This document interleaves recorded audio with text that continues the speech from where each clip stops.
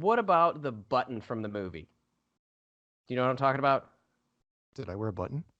No, no, the button for the NASA Oh, simulation. okay. No, that was the power of editing. In fact, that was very clever, and the director felt bad.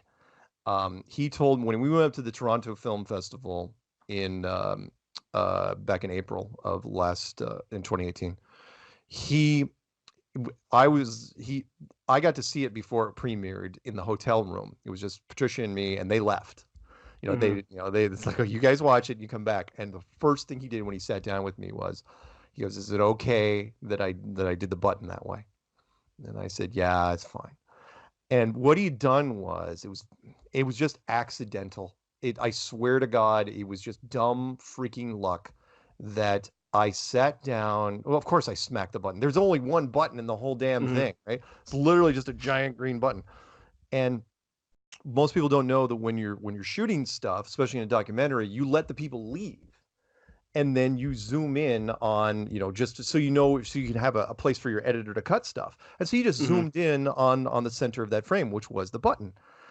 And the editor came over with this idea, and I still don't know exactly whose idea it was, but I'm sure they didn't want to take the blame for it, which was, you know, all we have to do is take out the part where Mark hit it and then just zoom in on the part where we had zoomed in anyway, and Mark missed the button. And because he missed it, well, then it's symbolism. Well, if he missed that, it was really obvious, and he's obviously missing the globe, which is also really obvious, and so on and so on.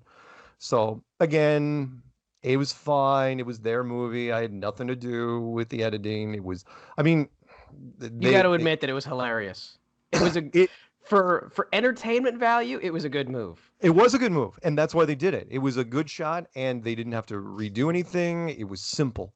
It was really because the shot was. I mean, I was obviously there for the whole part, and it was really kind of boring. It was just Patricia. Patricia was kind of just filming herself, and I'm hitting there smacking the freaking screen because I thought, well, I no seriously, I thought, well, if the green button doesn't work, maybe they have a touch screen override.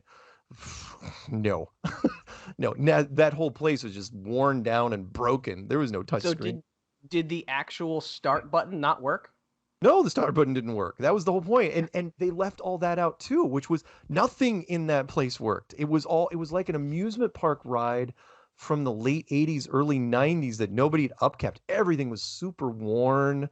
There were like things were just turned off because they weren't working. And we were just kind of walking around, just taking shots at people, taking shots at exhibits. And they cut most of that out, and then it's Yeah. like, okay, the button thing. But it was good, like you said. The things they kept in, they max. Remember, they shot for 7 months, and they had to whittle it Wow. down to 100 minutes. And like for example, little things like Chris Pontius, who was left completely unscathed, the model maker.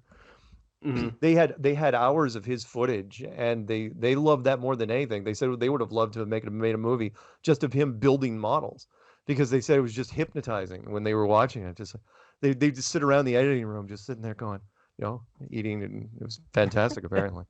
So